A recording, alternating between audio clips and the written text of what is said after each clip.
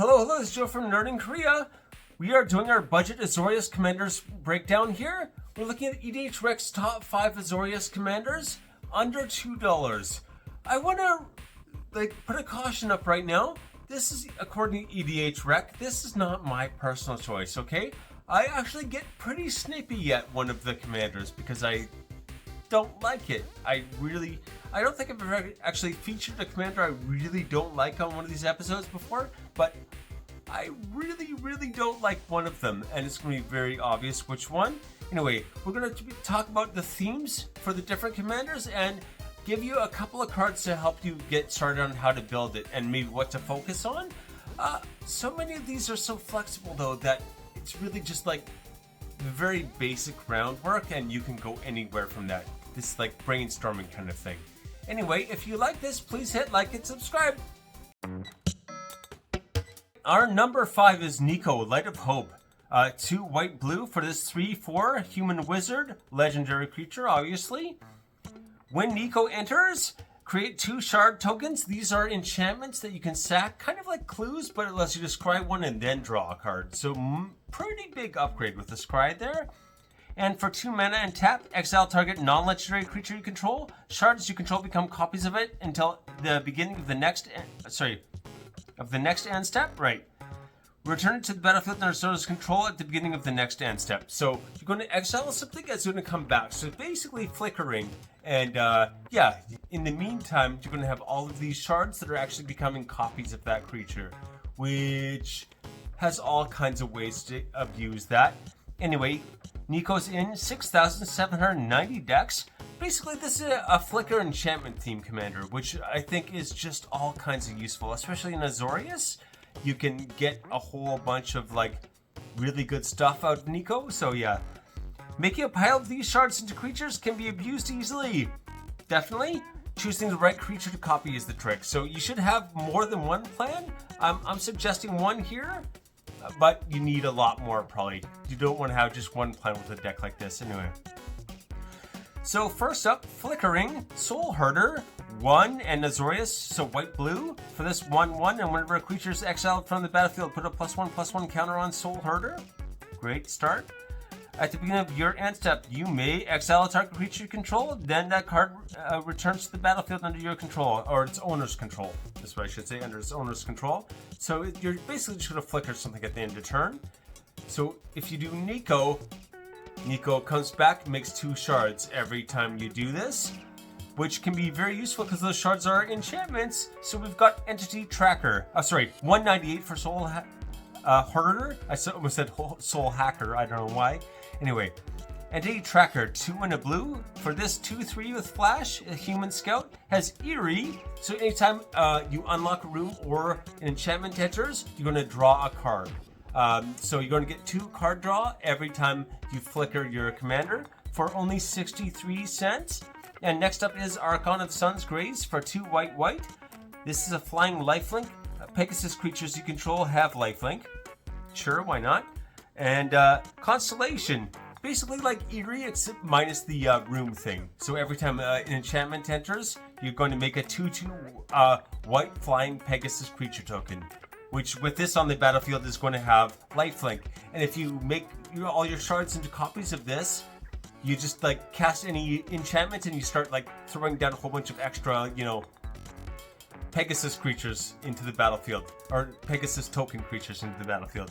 Only 63 cents, and that's pretty much a win con right there. Our number 4, Castrel the Wind-Crested, is 3 white blue. For this 4/5 flyer, it is a bird, and this is all about bird kindred, so it makes sense. Whenever 1 or more birds you control deal combat damage to a player, choose 1. You may put a bird creature, a card from your hand or graveyard onto the battlefield with a finality counter on it, so you can cheat things out of your graveyard or from your hand into play.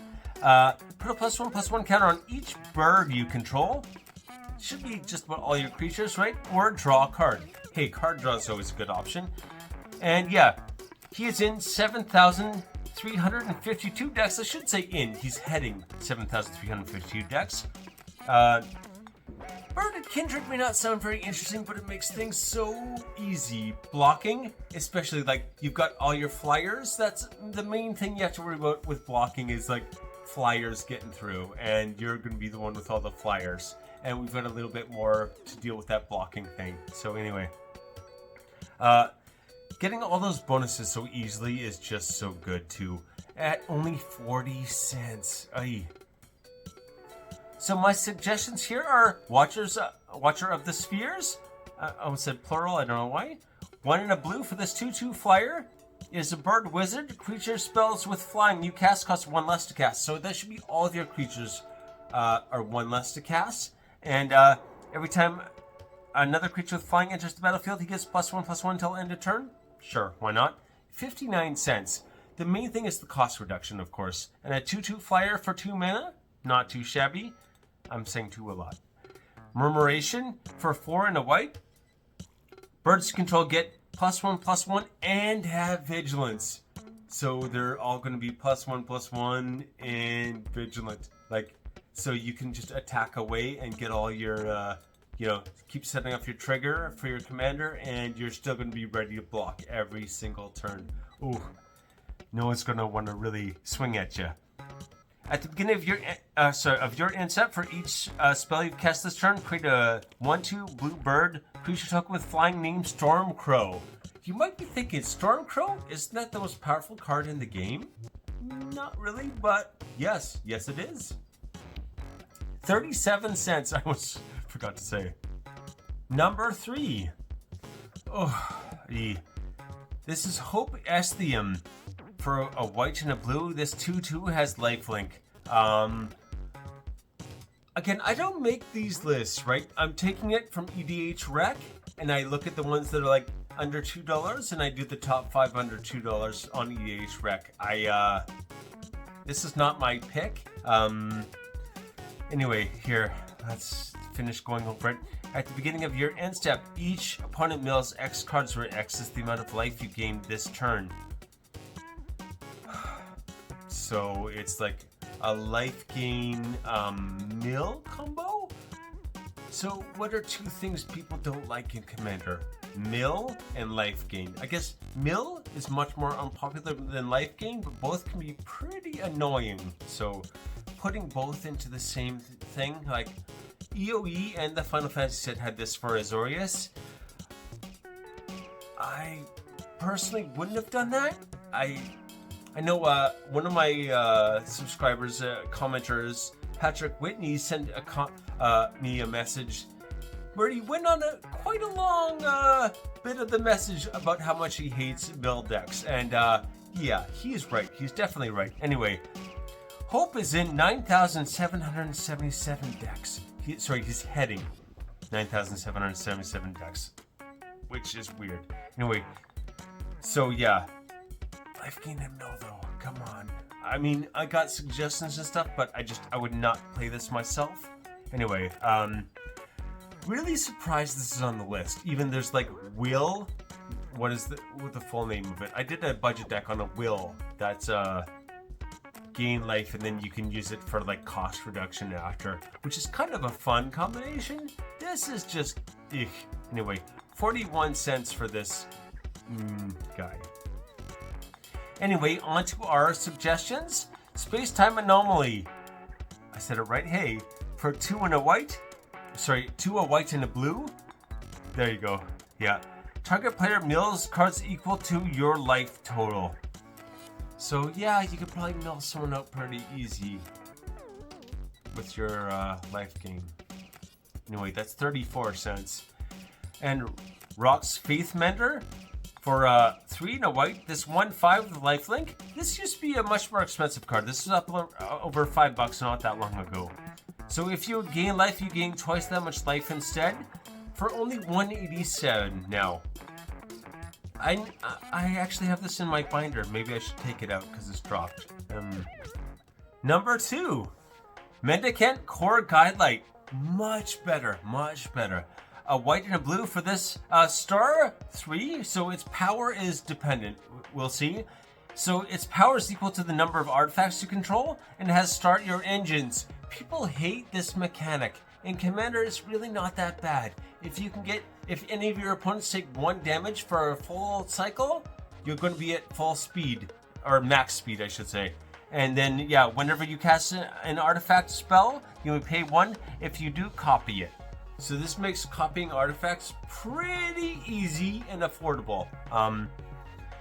So anyway, Mendicant Core Guidelight is, I think it's Mendicant Core Guidelight, but anyway, is heading 10,691 decks.